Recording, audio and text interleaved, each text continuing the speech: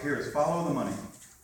Mr. Kriseman noted in a recent debate that you can tell a lot about a city's priorities by analyzing its budget. What does our city's budget currently say about our city's priorities? I think it says we place a very high priority on public safety and on parks and recreation and essential need services. You know, going through this recession, really having to cut tens of millions of dollars out of the budget. I wanted to make sure, A, that we didn't have mass layoffs. I wanted to keep people employed. But B, I did service level budgeting. It's a form of zero-based budgeting. Line by line by line, painstakingly putting every service that we did through a matrix of, is it essential? Could it be done by an outside agency? Could it be consolidated? And so we focused on essential need services, those services that really can't come from anywhere else. We focused on public safety, police, fire, paramedics. We focused on parks and recreation. We focused on all of these, streamlining construction and permitting. We focused on removing impediments to job creation and growth. So, we made sure that we use technology in accordance with, I think, very sound principles. So yeah, we prioritized, but we focused on essential need services with public safety being at the top, and then making sure that we had an environment, look, smell, and feel that would encourage private growth and development, that private investor coming in, thinking that, you know what, St. Pete's where it's happening, we're not your grandmother's St. Pete anymore. And guess what? It has worked. There's cranes everywhere. Mr. Kriseman? Yeah, and let me just address the cranes everywhere before I address that question.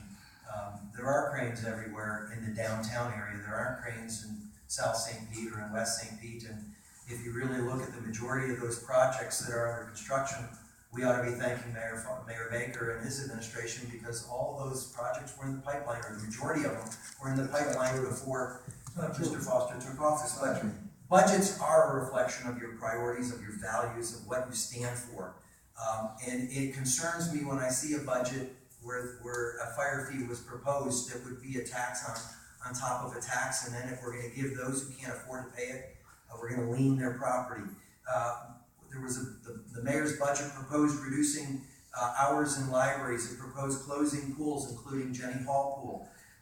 It proposed $200,000 in car allowances for administrators while cutting funding for Meals on Wheels. It gave paid time off to management level city employees who worked the Republican convention.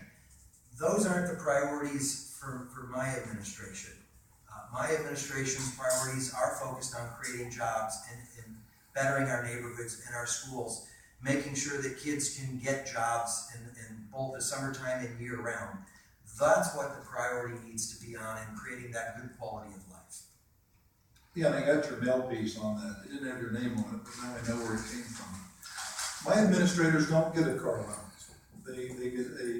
They're reimbursed right now by the mileage that they use for personal use of the vehicle.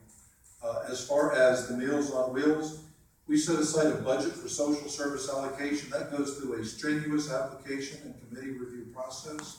I accepted the recommendation of the Social Action Funding Committee, and it was approved by the City Council. This mayor did not single-handedly cut any money to Meals on Wheels. That's not true, but now I know where it's coming from. Well, and if I was going to respond to that at all, in another debate, Mr. Foster made the statement that he was the line of defense between taxpayer dollars and city council spending. So if you can't be the line of defense against spending, but also not be for spending. If Meals on Wheels was a priority, it should have been in the budget. If neighborhood partnership grants are a priority, they too should have been in the budget. Thank you. We're going to stay with